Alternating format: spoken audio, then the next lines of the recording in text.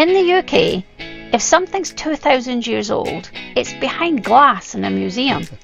But here in Mexico, we're standing on top of a pyramid that was already 1,500 years old when the Spanish turned up. And a couple of hours down the road, we found a city that looks like it's been painted by artists. This week we're doing two completely different Mexicos, the ancient and the colonial. But make sure you stay till the end of this video because you'll want to see where we park up after all of this. We are Martin and Eileen, a British couple living full time in our UK motorhome called Walter. We're driving the Pan American Highway, and today we're ticking off one of the biggest bucket list stops on the entire route. Teotihuacan, the city of the gods, and we're camped right next to it. We arrived the night before and set up camp. The plan was simple: get up early, be first through the gates, and climb the Pyramid of the Moon before the crowd showed up. What we didn't expect was what happened at 7 o'clock in the morning. That's been a bit of a quick morning this morning. We're getting to 8 a.m. start. Open, the gates open to the pyramids at 8 a.m. so let's see if we can make it for that. We only got 15 minutes, so we're in a bit of a hurry. We walked up the Avenue of the Dead at 8 o'clock in the morning. There was maybe only about 20 people in the entire complex, most of them vendors. And the scale of the place. And remember, it was all built without wheels, without metal tools or draft animals. Just incredible. And these steps, oh my goodness, that took our breath away. 240 feet straight up it felt like. From up there we could see the entire city. The Pyramid of the Sun, that's the big one over there. The Avenue of the Dead, which went on for 2.5 kilometres. And mountains in every direction. It was mind-blowing. And what we loved about this place was that you could actually climb all over these pyramids. My goodness, you don't get to do that in the UK.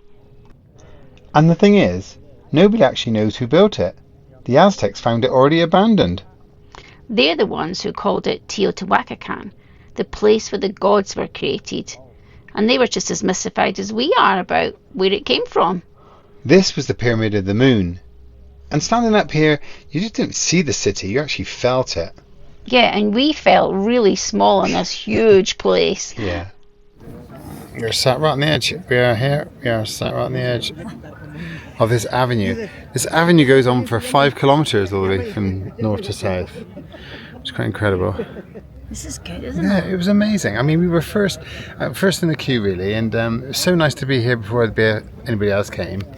It was so amazing, and these structures are just absolutely fantastic, aren't they? Yeah, just amazing. But you're not allowed to climb on them all. So this is the Pyramid of the Moon, and you can climb up here to the first section. Yeah. You can't go right to the top, and you can't go up the Pyramid of the Sun anymore, which is good because it's preserving it, isn't it? Yeah, I guess.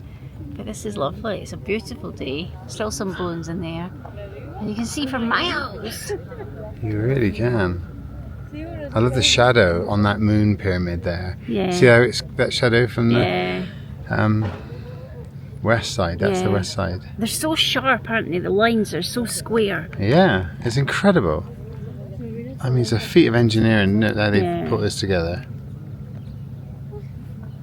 And you can see the people there. They're having something. They're going down backwards. It's so steep. It's not easy going down there. It's not easy at all. And we're supposed to feel good energy here. Yeah.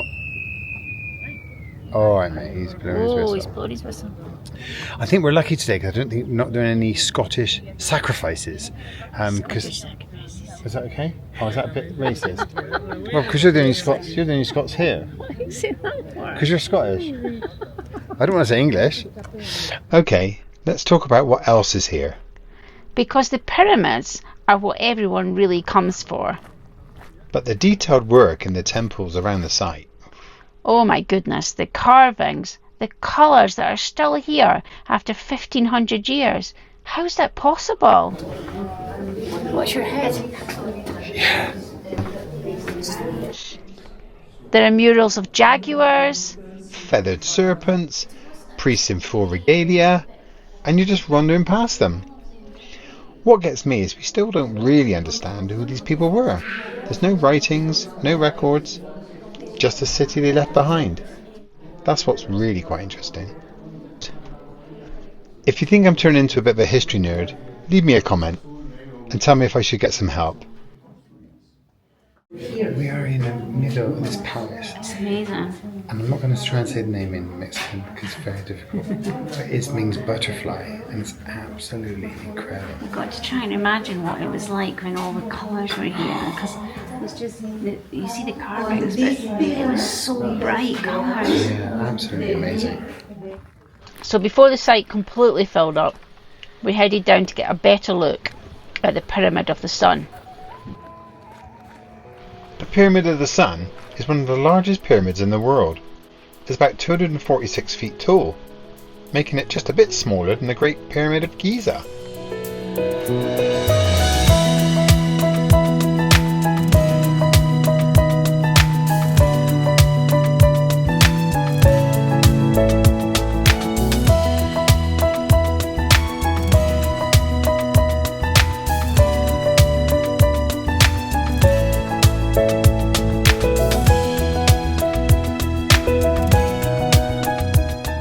After all this walking around these wonderful ruins and pyramids, we need to... We're not finished yet, but we should stop. I've got strawberry. What have you got? Well, it's mango. Mango. But guess what the red is? Oh, don't tell me it's spice. It's chili. Chili? It's chili. A chili lolly? Mm-hmm. Do you want to taste it? It's just the red bit that's the chili. Okay, here we go. Have you seen any chips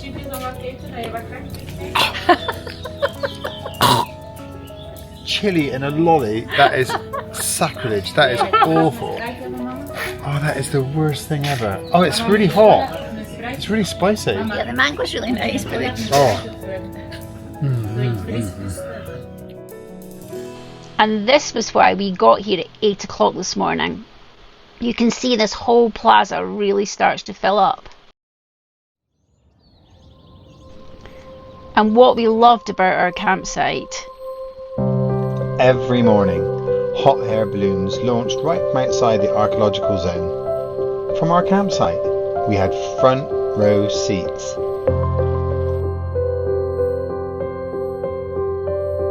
Some mornings, there are what seems like hundreds of balloons just drifting over one of the most ancient cities on earth. And we just sat there with a cup of tea from Walter, watching it all happen.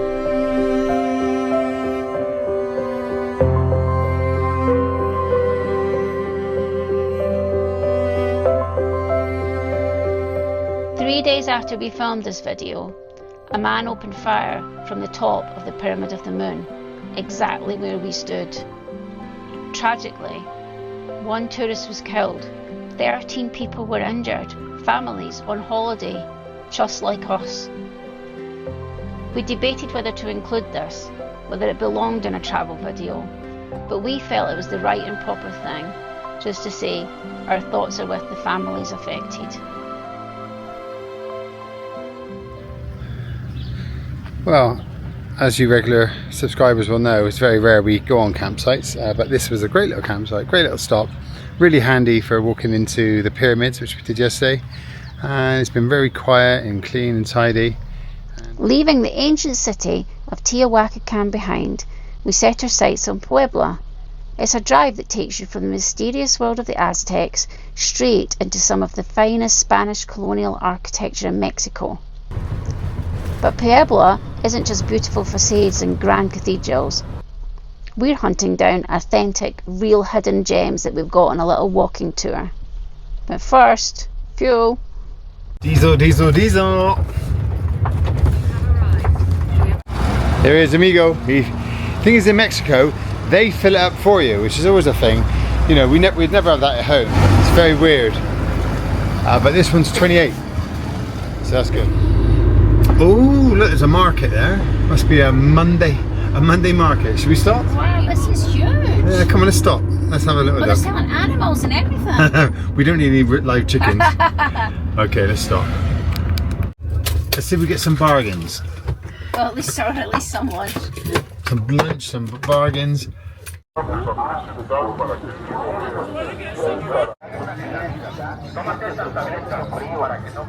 Real chickens. Do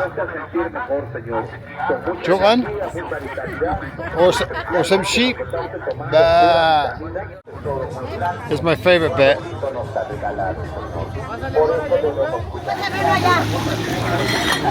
Just put the fish straight in there. And there we are, it's Mexican style. I got fish and chips, Mexican style.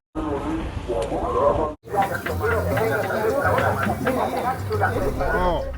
With Martin fed, it meant we could make our way into the city in our park up at Puerto de Guadalupe.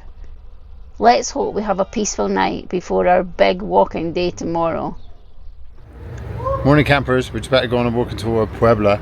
We're up at the park at the minute, spent a lovely night up here on a quiet night in this little car park, which is fabulous. And we've got a few things to take in this beautiful city.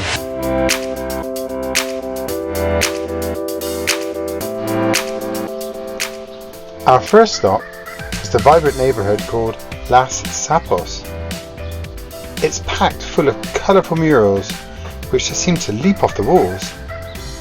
It's a whole living art area, isn't it? Really bohemian. It was just fantastic, same as everything in Mexico. It's just full of colour.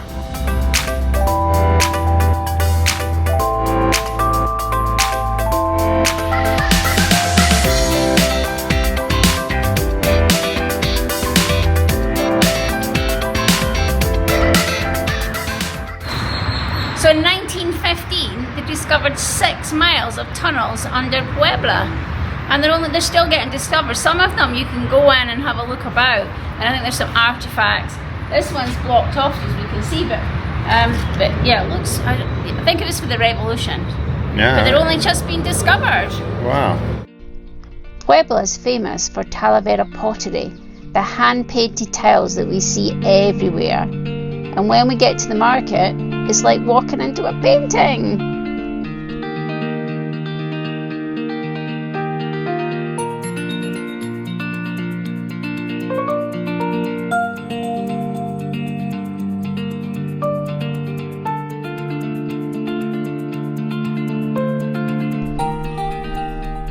Everything in Puebla was just beautifully painted.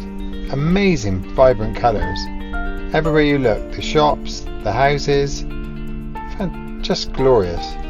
We walked the beautiful streets and got to the alley of the frogs, so named when all the frogs and toads descended onto the streets after floods. We wandered down through the main plaza, past the cathedral. Puebla has more churches per square kilometre than anywhere else in Mexico. Did you know that?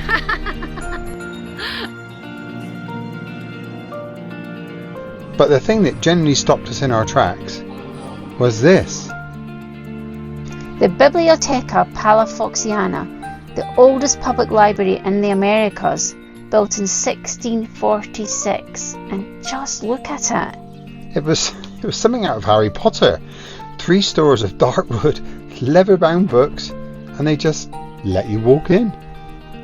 45,000 books, some of them from the 1400s, just sitting there that you can walk right up to. And then we walked into this. The Capilla del Rosario. They call it the Golden Chapel, and that's almost underselling it. Every single inch of this place is covered in 24 karat gold leaf. 17th century Baroque at its absolute peak. And it's just sitting there, at the side street in Puebla. No queue, no ticket. In the UK, this would have had a gift shop, an audio guide, and it would have been 15 quid entry fee. And probably a cafe. Oh, and definitely a cafe here. But it's just a church, in a side street, covered in gold. Back out into the colourful streets, and we wandered down to the artist quarter. Barrio del Artista. It was quiet when we visited there Tuesday afternoon, but you could feel what the place would be like on a weekend. Every one of these doorways is a studio. and we could just stand and watch the painters creating their masterpiece. Puebla's the kind of city where you keep turning corners and finding something unexpected. A mural, a frog, and a chapel covered in gold. Puebla was supposed to be a quick stop, but we ended up spending all day. Oh, how needed is that?